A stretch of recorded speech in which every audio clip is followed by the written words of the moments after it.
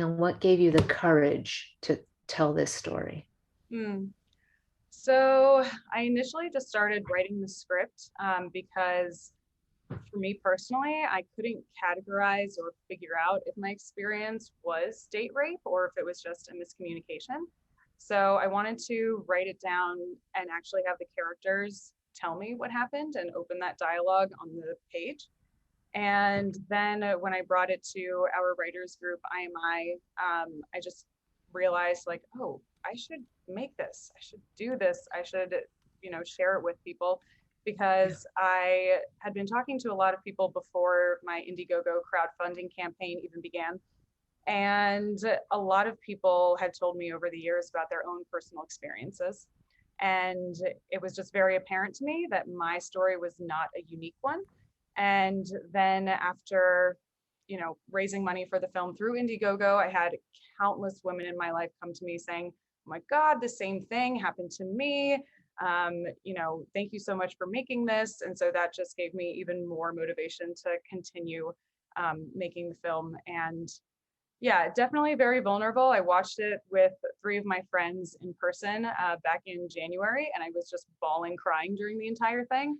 And it's mainly just because this is like literally a piece of me is cut out and put onto this screen. So I'm really grateful that everybody can see it now. And yeah, being vulnerable is really scary, but because of the subject matter, I think it's really necessary to show people, number one, hey, this happens to a lot of us. And number two, to survivors, you are not alone. This does happen to a lot of people.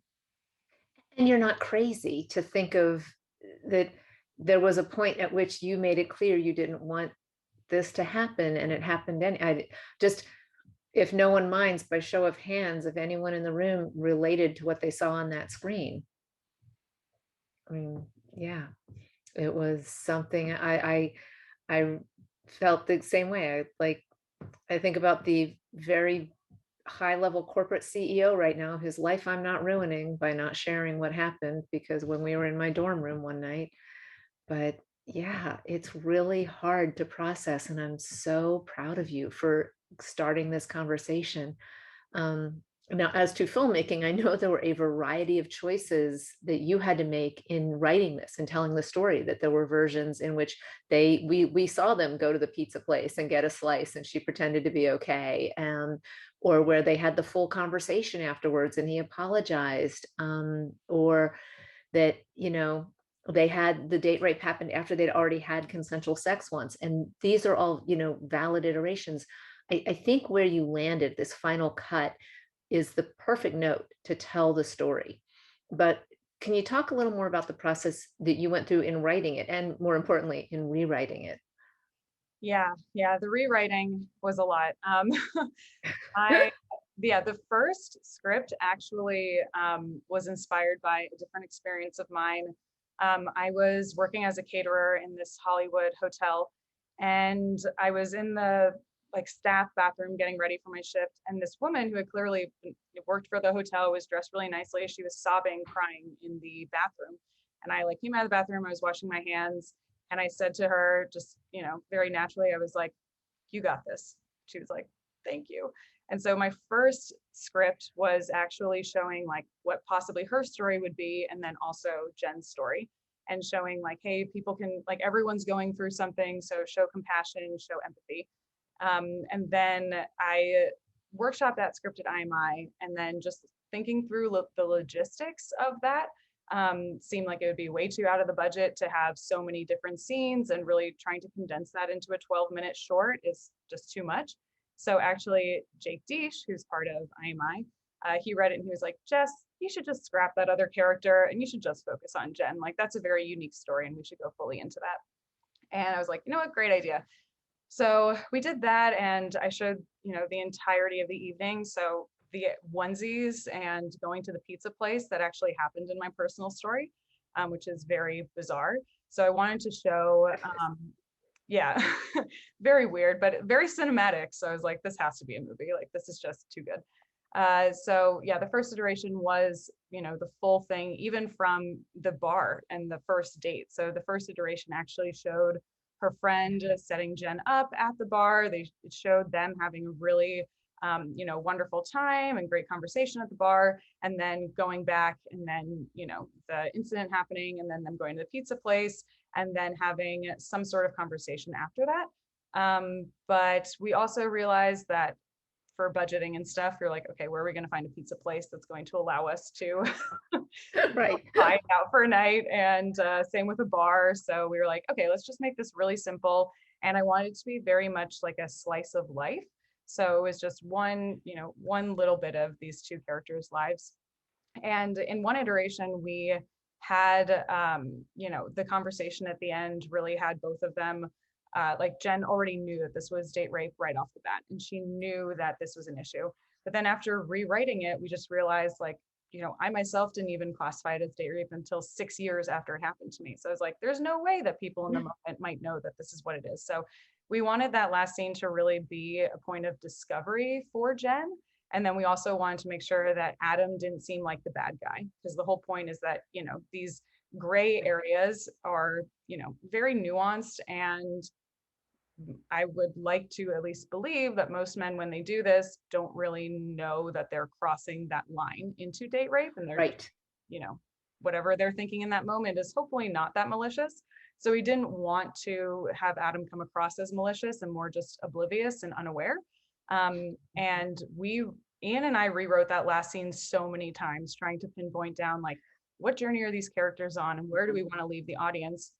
And that last line was actually not a thing until we did the auditions, and Bobby and I were reading and just naturally got into this like heated argument.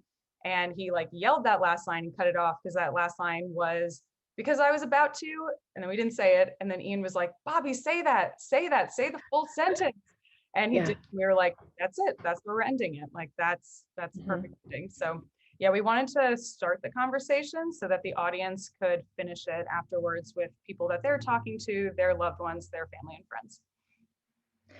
And that last line and ending on him removes her so much from you realize just how diminished she has been by the whole experience, by how much our society makes it about him and his need at that moment, and how much women have been trained to make space for what the man needs.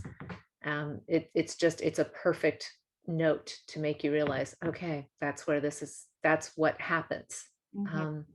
But I love moments that you can catch when you see something multiple times. If everybody has only watched this once, I highly recommend watch it again, because when he's trying to get her to play the song, I didn't catch it the first time. When he's trying to get her to play the song and he's pounding on the piano, he is doing something troubling and annoying, and then he says, "You want this? I can keep going. It's your choice." And that's just the perfect setup for what is going to happen later. So I know we just discussed the writing process, but can you talk a little more about specifically about the dialogue and how it evolved? Because it's so natural, but it's also clearly scripted. Yeah, yeah. Much thanks to Ian, I will say. Ian really helped with that script writing process, and IMI as well. Just the entire workshopping was amazing. It's definitely a piece of co-creation. Like it would not have turned out the way it did without everybody's help and co-creation along the way. But the dialogue, we did want to make it seem really natural, and again, that like slice of life feel to it. And I really, I also wrote it in my own voice. So giving Adam a voice too was something that we had to work on, and distinguishing those two voices. And yeah, we wanted to make it really casual and easy and flowy, because a lot of times when this happens, it's not you're in an alley and a stranger pulls you behind a dumpster and something happens. Like it happens with two people who know each other, who have had a really great time, because that's when like men can reel women in, and then women are vulnerable and they're open, and then this can happen. So we wanted to really set up the beginning of the movie as like this is going really well. This is going really nicely. Yeah. It's a nice date. It feels like a really good first date. Yep, exactly. And then just sprinkling in those, little bits. So, having them connect at the piano, but like you were saying, have that area where it's like, okay, we are setting this up. And just like sprinkling it in so that the audience, it's like subconsciously telling them what's about to happen, but yet making the audience feel really safe and relaxed, so that when this does happen, it is a shock, because I wanted to take the audience on the journey of Jen. So that's why this whole thing is seen through her eyes, So we can see, oh, this was really nice. This was lovely. Like, I feel relaxed. I feel vulnerable. And then it's a shock when that does happen because you weren't expecting it and everything was so lovely in the beginning. After the very first short I ever directed, I referred to the whole process, start to finish, as my 4-day film school. And would you characterize this as that? And what lessons will you carry as you continue to make movies? Mm. Yeah, it definitely was film school for me because I went to acting school and we studied theater in New York. So there is, Yeah. yeah, I've never produced a film myself. And again, like if I didn't have Iyin, I don't even know what would have happened. Like she really guided me along the entire process of filmmaking. So it definitely was film school for sure. Like I didn't know that we had to have insurance on a film set, like, having trash bags and And I think I might have told you, it's like the thing you have to do is account for how you're going to remove the trash from set, because it turns out it's not in your location contract. And the first time you go to put a bag in a dumpster at the location and they go, eh, you're like, what? We sent trash bags home with every crew member the first night.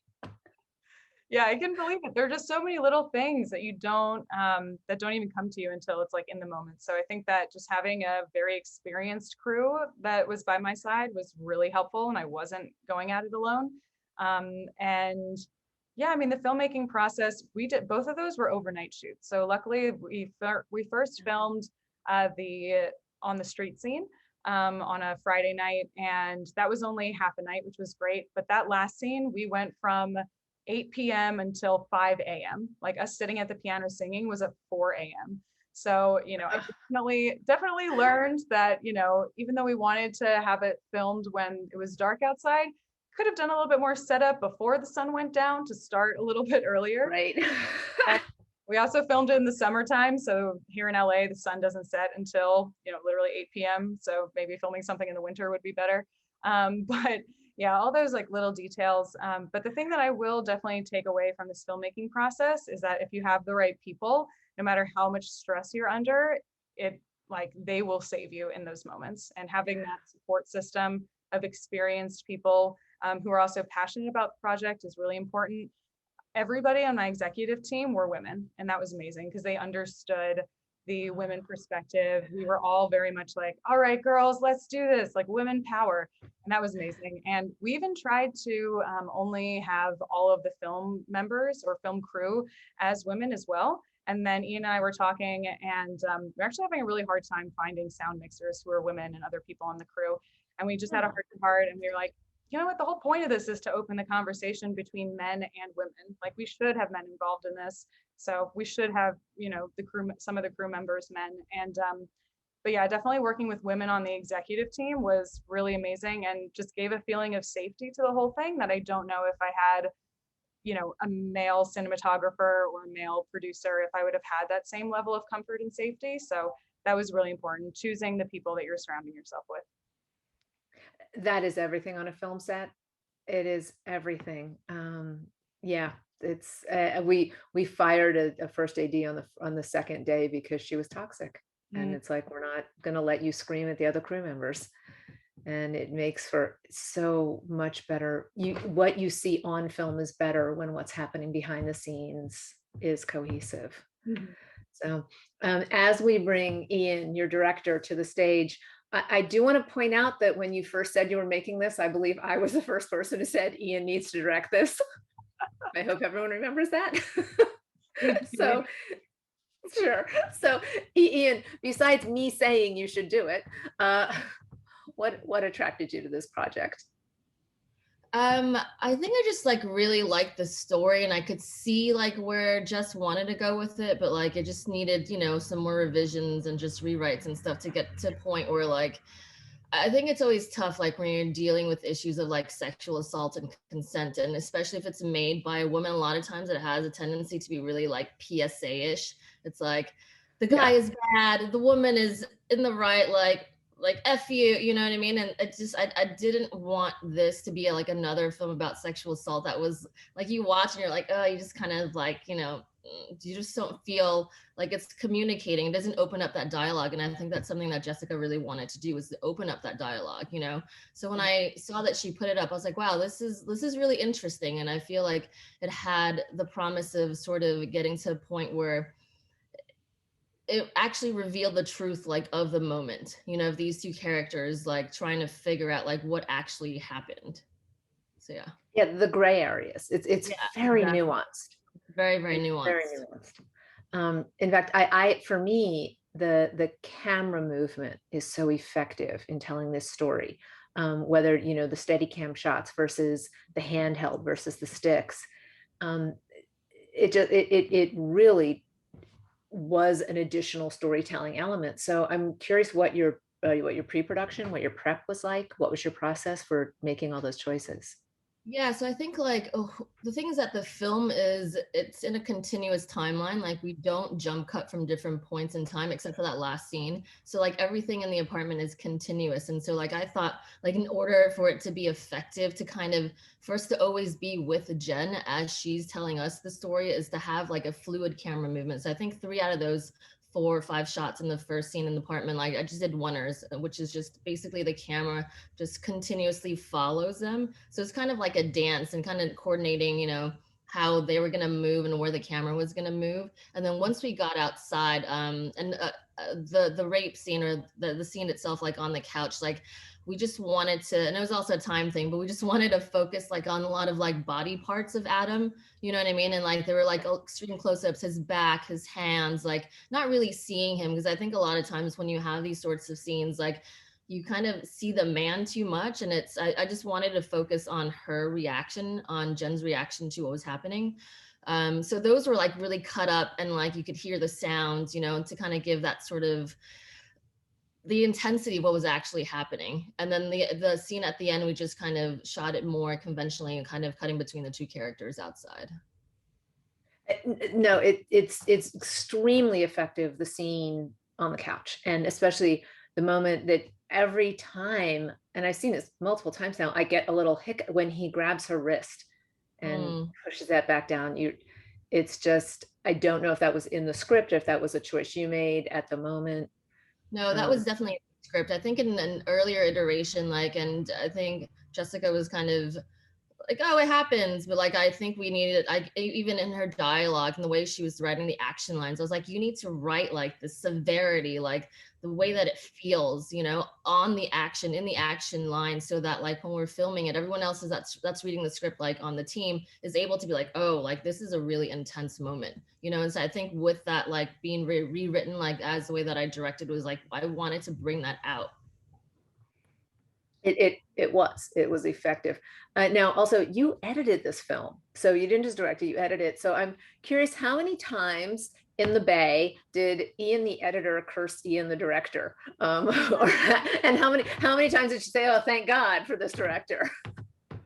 Um, the thing is, like when I direct a film, I usually want to edit my own films if I'm directing it. So like as I'm directing it, I already sort of have an idea of how I'm going to piece it together in the edit.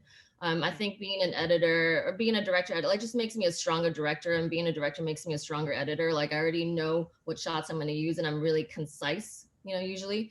But yeah, I think there was a time constraint, like Jessica said. Like, I mean, we didn't get started till like 8, even though we were there at 6. Like we didn't get started till 8 because like the sun hadn't gone down. So there were just, you know, things that I wanted. You always want more takes. Like you just want like just a little bit more time, like another hour or two, like would have been great. But we had to get out of there and like pack everything up. So there were a few moments, but I think like we made do, like those last few shots like in the apartment, like we didn't have that much time, but like we just like banged them out, and everybody was just on point. So yeah. Were you in Valenti's apartment? No, no. No. No, it was a location. We rented the space. Yeah, yeah. It was downtown LA. Okay. Yeah. Well, then it was beautiful. If that's a location, if that's a rented location, beautiful job on the set dressing too. Then That was the person's apartment. We actually didn't dress that up because I forget okay. what the website was, but yeah, this person was just renting out their loft in downtown LA. And we were like, oh, these paintings. Like when we stepped into this space, we were like, yeah, single bachelor definitely lives here. And he totally was. Like there was a guy who lived there with his Nice. dog. And we were like, yeah, it was just perfect. He already had the guitar there. And we knew that that was the spot. Nice. I will. you mentioned the guitar, the score in this so perfectly syncs with the story and it really builds. Can both of you talk a little about how that came together? Yeah. It's Jessica's friend, but I think initially when we were like debating, and I think I just have an aversion to anything that's like, you know, hitting the audience over the head. Like I just think nuance, with this whole film, just nuance, you know. And I think just staying away from any sort of like orchestral builds and swells, you know, that would make it like really Yeah. cheesy and stuff. Duh. Yeah, like this is happening. So it's like I think it would be cool. I can't remember what was the film or the TV show that I referenced, Jessica. Uh, it was like maybe it was Clint Manswell. It was some TV show. Oh, The Nick. Soderbergh directed The Nick, and like that has a very. I think it's set in like early 1900s or 1800s. I'm not quite sure. But it has a very contemporary score, like sort of a little bit electronic, but like subdued. And that was the idea that I had. And then Jessica brought in her friend who was really great on this. Like got it on like the first try. Yeah, Alex is amazing. We went to MIT together, and he's an actor, but also a composer, and he's written like several musicals, short musicals, and he did a couple of movie scores. And just because like we have been friends for so long, I was like, Alex, I need you to do this for me. Like you are the perfect person.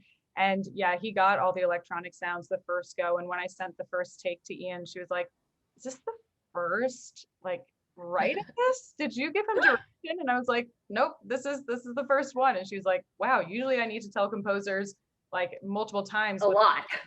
Yeah, he got it. We had like a 2-hour walkthrough of the 12-minute film on the phone, and we were just like, okay, so this is what we're thinking here. And Alex also really helped me to even like fully more think it through, because at certain points he was like, what is Jen thinking in this moment? And I was like, well, it's very nuanced. Like she doesn't know what's happening. And we would just work together to really find how the music could tell Jen's inner dialogue, because she's not saying too much after it happens. So how can the film inform how can the score inform the audience of that as well? It works. It really works. So now one of the challenges of getting female-led movies made in Hollywood is that leading male actors aren't willing to take supporting roles, or they demand that their part be heroic or somehow redeemed. So Bobby, if you will join us on the stage, I want to thank you for your willingness to take this part and for how perfectly you played Adam as a guy who truly believes he didn't do anything wrong and who after the fact still thought everything was cool. When you first read the script, what were your thoughts about taking this part and what was your experience playing it? Well, in the audition sides, they left out the scene on the couch, so I was kind of, unaware of, it at first. So I go in and read, and it's this nice first date. I think that was the first audition, was kind of the first part of the script, and so we're doing it, and it's a nice date. And then I go back for the callback, and that's before when Jess was talking about it. That's when all that came up. And but it wasn't really a debate, because like everyone said before, it's not a PSA. It's an interesting take on a story we know, but it's a take I hadn't heard before. I pretty much tried, I think, talk myself out of the role, because that day I had fake tattoos all over my body from a shoot earlier that day. So I told them, I'm like, you can cast me. I'm gonna have fake tattoos all over my body. They're like, that's okay. I said, I'm going to film earlier that day, so I'm going to be very tired. They said, that's okay. I said, all right. If you want But that. you did not have fake tattoos all over your body. That's just a good makeup department. That's how weird acting is. I had to have full body makeup to get back to my normal self. So acting's weird sometimes, kids. That's hysterical. When you were crafting this role for yourself, when you were developing the character in your own process, did you discover anything that you previously weren't aware of? Just in where you had to go to get to this place? It was honestly the scene at the piano. I mean, you break it down more, like you said, it's a nice first date, but there are hints, him just constantly playing the piano. He doesn't stop. He gets what he wants, it's really that, as long as that was the drive there, okay, how can I best suit my needs? That was the entire drive. Once I tapped into that, good to go as far as playing the character went. Yeah. It felt very startup CEO. Someone who has come from that world. Well, that's just how my face looks. I can't take credit for that. Believe me, your face is very similar to a lot of faces of startup CEOs. It's something we're working I'm with in the too. wrong line of work, apparently. If I could have that lock, you oh, man. you could just show up at a pitch session and you would get 2 million in funding without actually having to come up with anything. Perfect. Awesome. Well, no, walk in and tell them you lost $4 million on your last company, and then you'll get the funding. No, Works for look, me. I do. I want to. That's fun aside. I want to talk a little bit more about the film because it is so stunning. And when I watched it again yesterday, I found myself really crying. I mean, for the first time in seeing it, something went through me, and I kind of lost it. And so, for all three of you, what are you hearing from Jess? You mentioned a little earlier, so many women come up to you say, oh, was my experience. But what are all of you hearing from the people, both in your lives that you know, but also from total strangers who are seeing this for the first time? Yeah, I mean, I think everybody's really affected by it. There were some people who couldn't come to the screening, so I sent them the private link.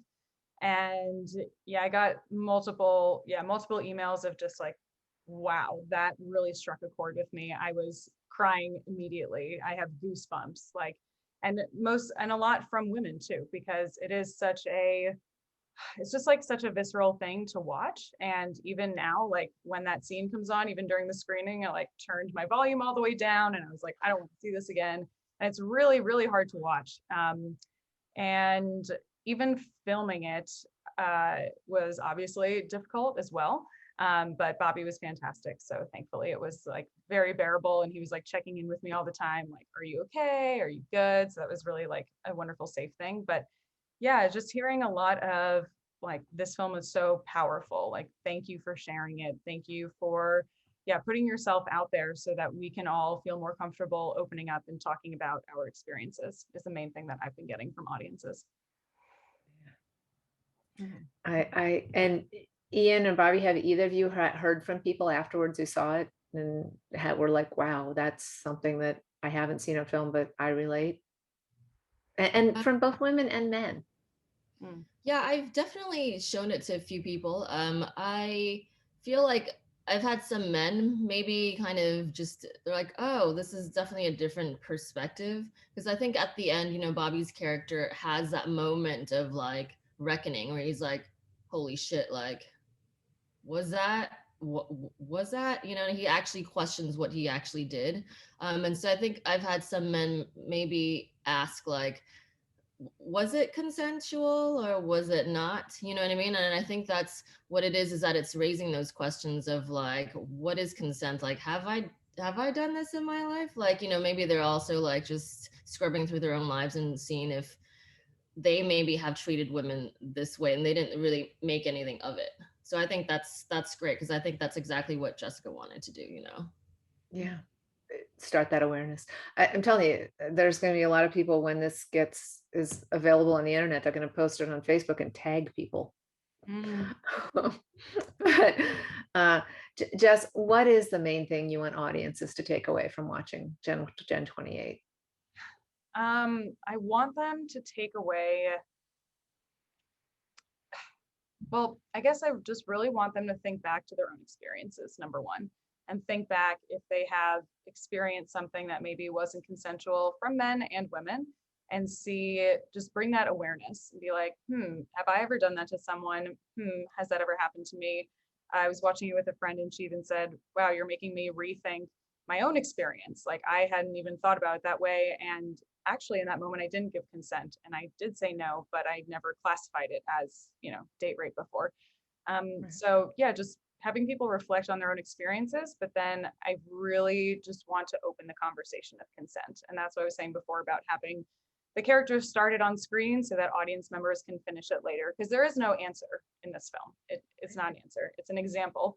And so, yeah, I would just love for people to be able to take this conversation back home with them, back to their friends, to their family, and just open the conversation and be like, okay, where do you think the line of consent is? Like, where is this because it's not gray really at all. It's very black and white if you take a closer look at it, which is why I say gray area, because it is very clear if you look at it.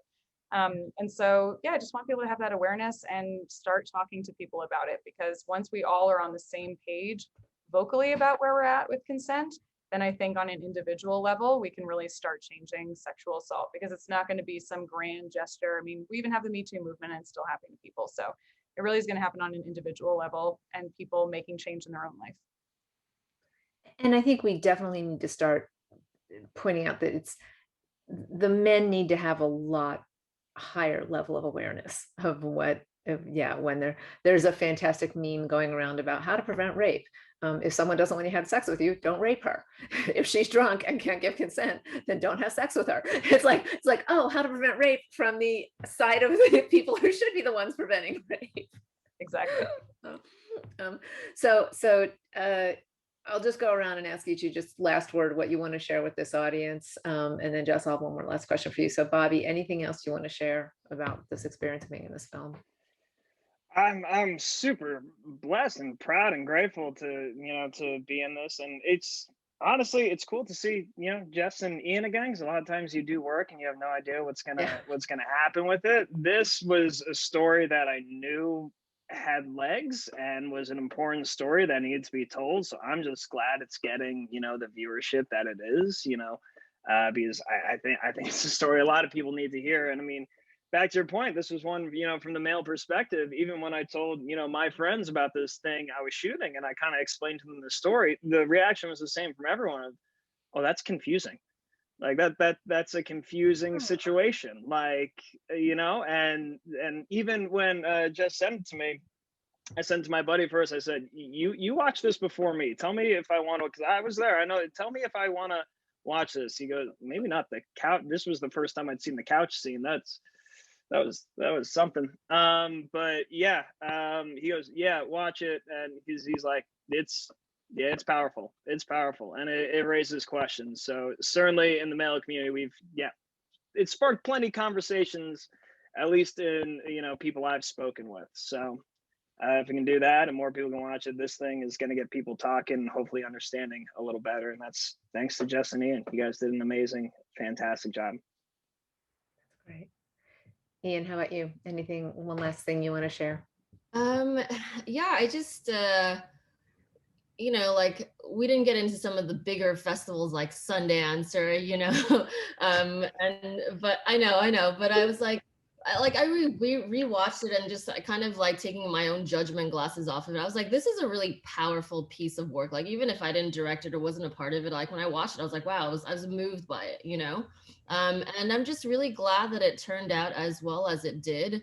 I think because I've gone through my own issues of like making films and not really having had anyone like guide me, and like I kind of like when I made my feature, as like I learned so much from that process, but I didn't really have anyone guiding me. We're all kind of like the blind leading the blind down in Brazil.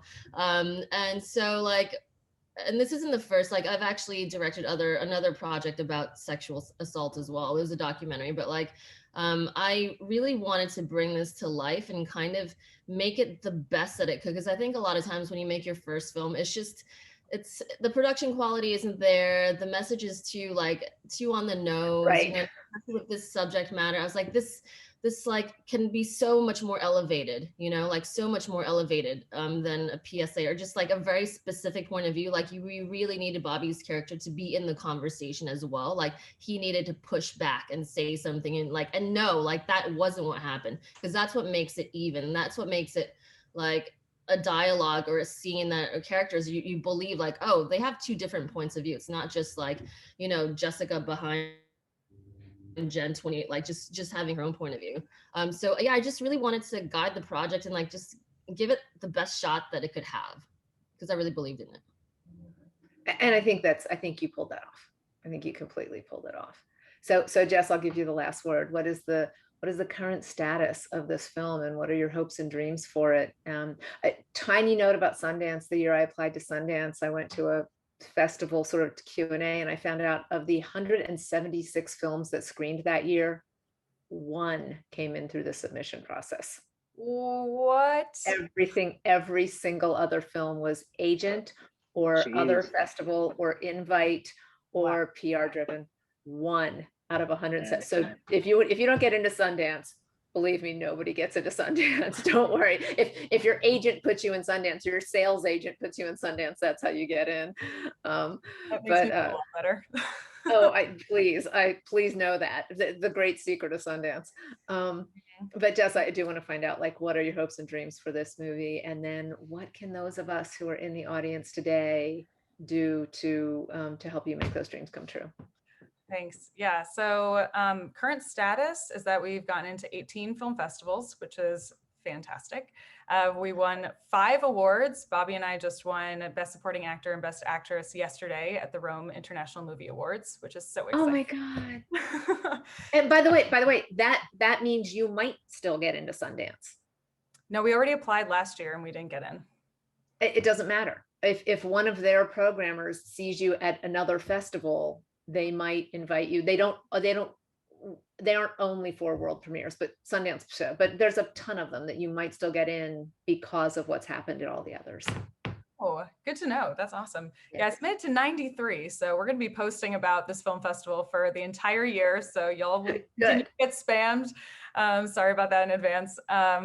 But yeah, hopes and dreams. I would, and I saw somebody write in the chat too, I would love for this to be involved in like high school, college, school assemblies. I know that we in high school, in our senior year, we had a date rape person come in and talk to us before we went off to college. And she was talking about her own personal experience and what to do on college campuses and whatnot. And I would love for like those assemblies to open with Gen 28 so people can like see what happens in this like relaxed state.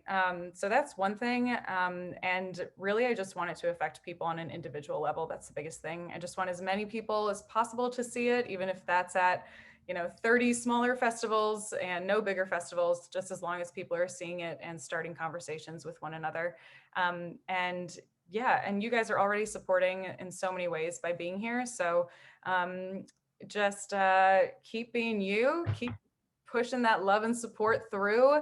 If you Google Gen 28, it'll come up as a movie. And if you say you watched it, that would be really helpful. And you can click that little button on Google to bring it up in the search results. But other than that, I mean, it's just, yeah, just try to take this into your everyday lives and open the conversation and be there for people when they come to you saying something happened to them, and believe them, because my friends didn't believe me when I told them, which is also why there was a very long time for me to be like, was that? So yeah, believe people when they come to you telling you something. I think that is the perfect note to leave it on. Thank you so much for Thank this you, Valerie. fantastic film. This was just a joy. I'm so glad I got to be here, part of this celebration today. And I really look forward to, I think there's continuing performances, right? Everybody go. Get out. Get out. It's like the end of Ferris Bueller. What are you still doing here?